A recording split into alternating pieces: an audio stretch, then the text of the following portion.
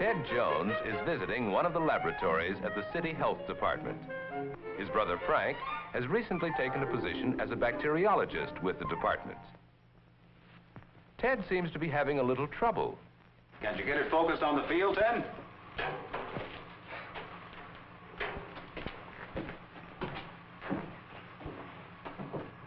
Try using the fine adjustment knob. And do it more slowly. You're likely to miss the cells you're looking for, even though they may be there. Okay, I'm trying.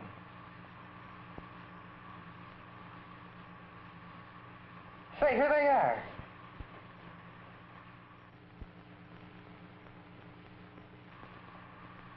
Here, look. Good. You know what kind they are? No. All I know is that they came out of that test tube that you gave me. Then they're one of the kinds of bacteria that cause food to spoil.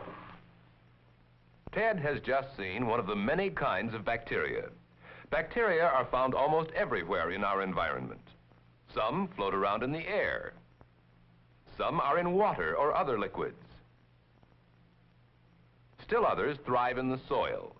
Bacteria are plants, but they are not green like the plants we usually see. Some kinds are indispensable.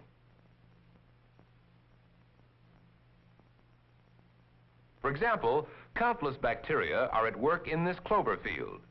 They are growing in the little nodules at the plant roots. Bacteria in these nodules take nitrogen from the air and change it into a form of plant food. Other kinds of bacteria are responsible for milk or cream becoming sour,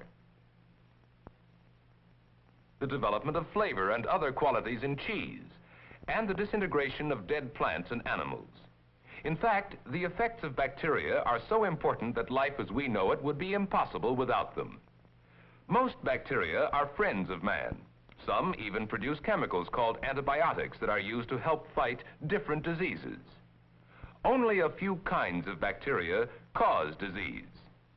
Probably the first person to observe bacteria was Anton van Leeuwenhoek, inventor of one of the first successful microscopes.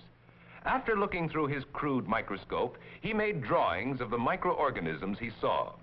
These represented organisms from tartar scraped from his own teeth. In contrast, here, using a modern microscope, we see other microorganisms taken from tartar. After the time of Leeuwenhoek, generations were to pass before another achievement of great importance would be made in the study of bacteria. It was the famed chemist Louis Pasteur of France who in the 1850s proved that bacteria cause fermentation. This explained many of the chemical changes that go on in nature. Pasteur also proved that bacteria never develop out of dead organic matter alone, as some people had believed. He emphasized that bacteria can only come from other bacteria. Soon afterward, it was found that bacteria can spread disease from a sick animal to a healthy animal. But this discovery was made by Koch, a German contemporary of Pasteur. This discovery is the basis of the germ theory of disease. Robert Koch and his assistants also learned to prepare and use nutrient materials. Nutrient materials are usually jelly-like emulsions or fluids, which favor the growth of bacteria. Koch made other discoveries that helped lay the foundations of modern bacteriology. Since the time of Koch, much has been learned and many other kinds of bacteria discovered. Today, if Ted could collect all known kinds of bacteria, he would have thousands, and the facts that have been discovered about them are exceedingly numerous. He wonders how a beginner can ever learn about so many kinds of bacteria. Frank explains that it takes a systematic approach. For example, bacteria may be separated into groups according to what they live upon, the nature of the food they require. Some bacteria are parasites, others saprophytes, and still others autotrophs.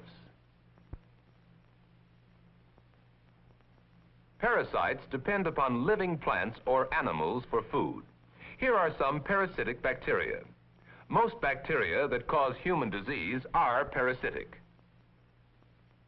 Saprophytes live upon dead plants or animals or their products. Saprophytic bacteria produce enzymes that cause the chemical breakdown we call decay. There are more kinds of saprophytic bacteria than of any other type. Autotrophs get their energy from minerals or other inorganic materials. The autotrophic bacteria seen here live upon a form of iron. Through oxidation, they change one form of iron into another and use the energy that is released. Unlike the large majority of plants, most bacteria have no chlorophyll with which to manufacture food. Parasites, saprophytes, and autotrophs all take in food through their cell walls. To pass through these cell walls, the food must be soluble. In some instances, insoluble foods are converted into soluble materials by chemicals released by the bacteria themselves. All bacteria require soluble food to live. Ted thinks the information seems complicated, but Frank, speaking from experience, explains that the basic facts about bacteria are quite simple and very useful. Besides facts about the food getting of bacteria, Frank describes another type of information that is especially useful in bacteriology. Depending upon the structure or shape of bacteria, there are four main kinds. The cocci, that are round like these, that are common in the air. The bacilli, that are rod-shaped like these from gas gangrene. The spirilla, that are spiral like these taken from a sample of well water. And the filamentous forms, such as these thread-like ones. Structure or shape is one of the principal characteristics used by bacteriologists to classify or identify different kinds of bacteria. The life processes of bacteria are simple. We've already seen how bacteria obtain food. Now we will consider their reproduction, which takes place through simple division of the cells. In drawings, we can see that bacterium cells are continually growing. When a cell reaches maturity, it divides again. This goes on and on about every half hour, as long as the food supply holds out, or until some unfavorable condition slows down or stops their development. The reproduction rate of bacteria may be greatly affected by temperature. In a laboratory, the temperature can be controlled in an electric incubator. As Frank explains, there's always a temperature that's best for growing bacteria. Usually, this temperature is about 30 to 37 degrees centigrade. 37 degrees centigrade is about equal to the normal human body temperature. In case the temperature is unfavorable, some bacteria, especially the rod-like kinds, have a special means of protecting themselves. They do it by forming spores. Notice the spore forming in the center of one of these bacterium cells. Some other kinds of bacteria form spores at the ends of the rods instead of at the centers. Either way, a spore has a special wall around itself that seems to protect the bacterium inside from such adverse conditions as cold, heat, sunlight, or disinfectant. Later, when conditions improve, the spore may change back again into the rod-like bacterium. Not many disease-producing bacteria go through a spore form.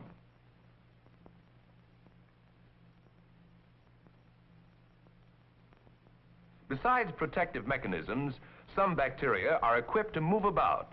The hair or whip-like parts attached to these bacterium cells are called flagella.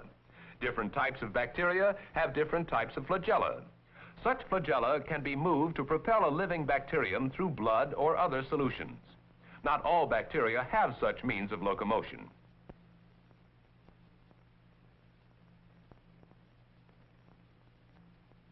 Since the time of Leeuwenhoek, progress in bacteriology has been phenomenal.